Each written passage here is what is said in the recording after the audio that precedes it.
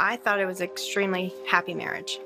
We had normal ups and downs and some bumps along the way, especially in the first 2 years, but nothing that I had any red flags or would have known there was any trouble. Cortney Donaldson met her husband Marc in their first year of college. She was quickly enamored by this smart, humorous Christian who led her to faith in Christ.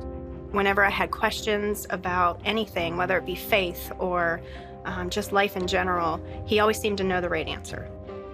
I didn't think he could do anything wrong. Meanwhile, Marc's reputation as a Christian grew, earning the nickname Mr. Christian. People know me for my Christian walk and for the Christian activities that I'm doing. My focus turns from, all right, let's do this to grow closer to Christ, to, hey, this is a way for you to get noticed. This is a way for you to get attention. But as the couple went through college, Marc got attention another way, through online pornography. I knew I had to keep it from anybody because, again, I was Mr. Christian, and Christians don't struggle with that stuff. It would have shattered that perfect image that I was trying to keep up. After graduation, Marc and Cortney married. But Marc's growing porn addiction would open the door to an affair with a woman he met online.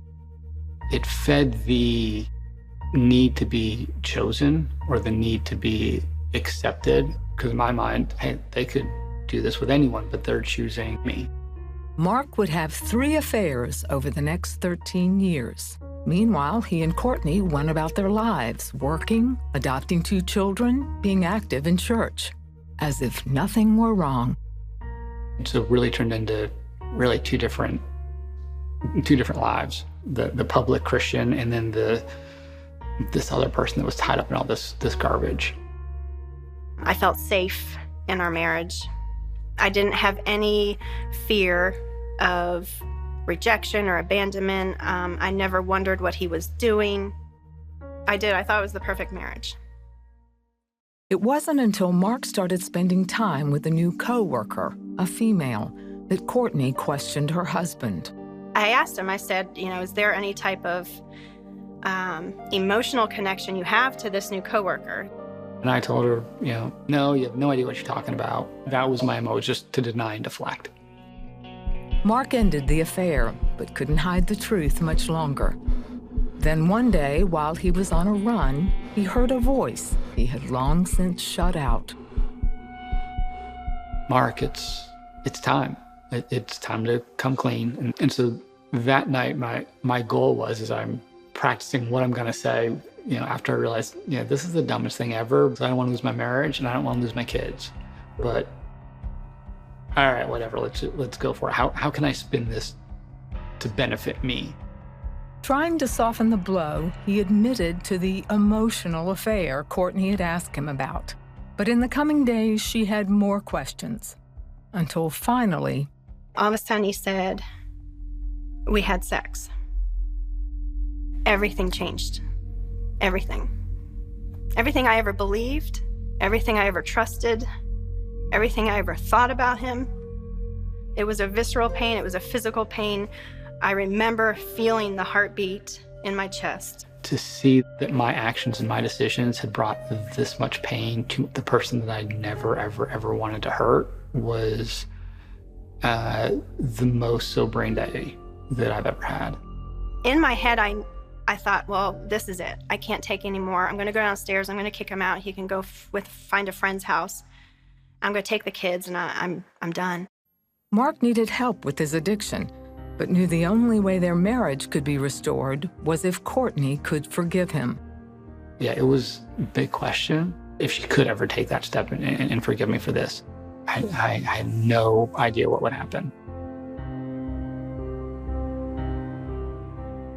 And in that moment, God said, don't leave yet. And all I have left, God, is you. And if you say don't leave yet and you're going to make this good, I got to trust it. And I'm going to put all of my faith in your character. I walked downstairs and I said, you may have broken your vows, but I don't have to break mine. Marc enrolled in sex addiction counseling. But over the next several months, the couple was forced to face the brokenness in their marriage. In that time, they both realized they needed to trust in God. admitting to myself that, yeah, like that was actually me that did it. This was the second life that you had been living. It was still you. For the first time, I realized, okay, I've now screwed up enough that I do need a savior.